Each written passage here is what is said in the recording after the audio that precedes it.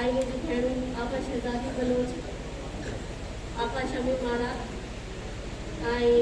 अता माशूक, अता यूनुस, आई बिया अता मुईजत, आई बिया जो भावरा उतरे मुझे नाला नथा अचन पर सबन के बैठो आया अता निसार कुरैशी जी जेके हिन इम्तिदाज सॼो आहे जो ऑनर वेठल बाक़ी स्टेज ते वेठल ॾियो आपा उस्मा आपा शमा समू असांजी वॾी अता रफ़ीक जवान असांजो वॾो भाउ ऐं ॿियो अता निसार कुरैशी अली अहमद मामला अता अमजद समू ऐं अदा निसार जहिड़ो जो नालो आहे इहे मूं पेटेलिक में जान निसार करे छॾी जेके 60 साल गुज़ारिया माशाल्लाह मुंहिंजो बि उन्हनि सां 10 साल जो साथ आहे 10 साल असां गॾु गुज़ारिया भाउ भेण हिते मां सिटी में पहिरीं मां सिटी में हुअसि अदा माशूक असांजो मीर माशूक सिटी जो सदर हो ऐं मूं पंहिंजे पेटेलिक जी शुरूआत सिटी खां स्टार्ट कई अलाह ताला शुक्र आहे त असां हिन मंज़िल ते आहियूं ऐं पेटेलिक जेके असांजो साथ ॾिनो आहे ऐं पेटेलिक सां जेके असां लॻा पिया रहिया त असांखे इज़तूं ऐं मान पेटेलिक जे करे आहे पेटेलिक असांजी तंज़ीम न आहे असांजी मां आहे त असांजा जेके उस्ताद आहिनि घणा मर्कज़ सां त चवनि था त मर्कज़ असांजे लाइ हींअर छा पियो करे या छा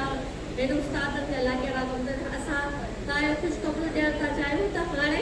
17 ग्रेड जो अनाउंसमेंट तव्हांखे जल्द असां ख़ुशख़बरी ॿुधाईंदासीं तंहिं करे उदासी चेहरनि सां लाहे छॾियो इंशाअल्लाह आप सबको बहुत जल्द हम लोग 17 ग्रेड की इंशाअल्लाह आप लोगों को अपग्रेडेशन की खबर जल्द सुनाएंगे और यहाँ ऑफिसर और उस्ताद सब जमा है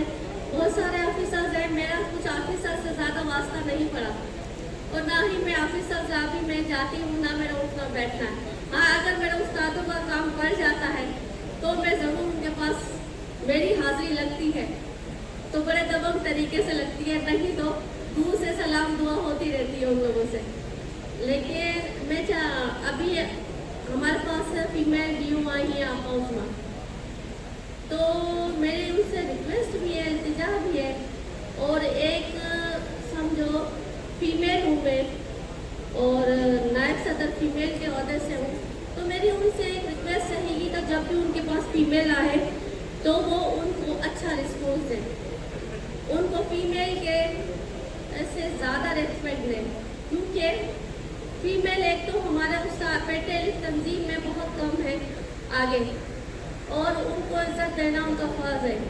फिर मेल से ज़्यादा फीमेल को आप प्रमोट करें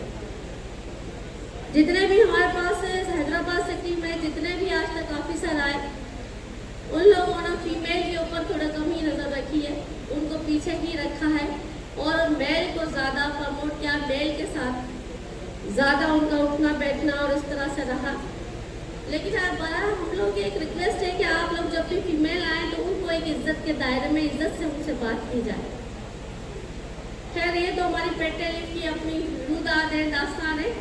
लेकिन अदा नसार के लिए आज जो पंडाल सजाया गया था अमजद ने और अदा हमारे ज़िले सदर उसकी बहुत अच्छी काविश है कि उसने इतना बड़ा अच्छा प्रोग्राम रखा है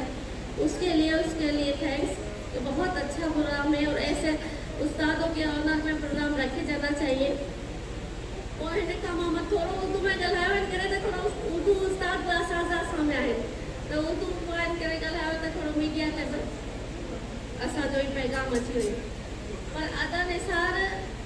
60 साल ज़रूरु थियो आहे पर उहो असांजो बहुत सुठो उस्ताद रहियो आहे पेटेलिक जो सुठो साथी रहियो आहे ऐं अॻवान रहियो आहे ऐं हमेशह मां हुनखे हमेशा सुठे लफ़्ज़नि में यादि कंदसि ऐं हमेशा सुठे लफ़्ज़नि में हमेशा हर उस्ताद हर पेटेलिक जो तंज़ीम जो अॻवान हुनखे सुठे लफ़्ज़नि में थियो त हुनजी एतिरी काविशूं ऐं महिनतूं आहिनि त हुनखे असां विसारे नथा सघूं ॿियो अदा निसार पाण खे इहे न सम्झे त 60 साल नियाती जी सुञाण हूंदी आहे 10 जी सुञाण जो हाणे हू माण्हू 10 वई अक़लमंद थी वेंदो आहे 60 साल खां पोइ हाणे इहा त मां तव्हांखे को उस्तादनि खे सभिनि खे पैगाम बि ॾींदसि त तव्हां सभु मुतहद रहंदा कयो हिकिड़े ॿिए जो साथ ॾींदा कयो धड़ाबंदी सां थोरो सो पासो कयो अगर असां उस्ताद आई हिकिड़ो नारो आहे असांजो उस्ताद इतिहाद जिंदाबाद, उस्ताद इतिहाद जिंदाबाद, पैकेलेस जिंदाबाद। हिन नारे खे हमेशह यादि रखंदा कयो त तव्हांखे हमेशह ईअं लॻंदो त असां उस्ताद हिकिड़ी मुठियूं आहियूं, हिकु मुठियूं। ईअं न कयो त उस्ताद धारदार आहिनि। हिन तरह जा पैगाम